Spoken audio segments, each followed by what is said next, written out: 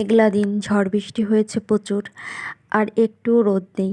আর এই বৃষ্টি ভেজা গাছের পাশে এসে আমি বুঝতে পারলাম যে এখানে একটা পাখির বাসা রয়েছে। যদিও প্রথমে আমি এই বিষয়টা আসলে খেয়াল করা হয়নি এতদিনেও। তো এই গাছের পাশেই রয়েছে একটা রশি, সেখানে মূলত ভেজা জামাকাপড় শুকানো হয়। আজকে যেহেতু রোদ নেই, তারপরেও জামাকাপড় থেকে জল ঝরানোর জন্য আমি জামাকাপড় নাড়তে এসেছিলাম। আর জামাকাপড়টা নাড়তে এসেই শুনতে পেলাম কিচিরমিচির ডাক। তখন একটু ভালো করে খেয়াল করলাম, দেখলাম এই স্থলপদ্ম গাছ এবং শিউলি গাছের মধ্যে হয়ে রয়েছে ছোট্ট একটা পাখির বাসা। দেখে আমার এত ভালো লাগলো। আর সে যে কি ডাক!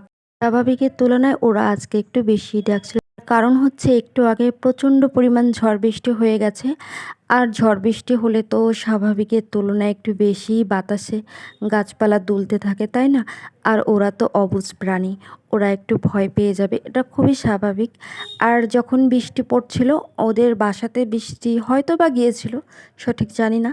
তো ওরা একটু স্বাভাবিকের তুলনায় বেশি কিচিরমিচির করে ডাকছিল। তবে ওই ডাক শুনে আমার এত ভীষণ ভালো লাগছিল।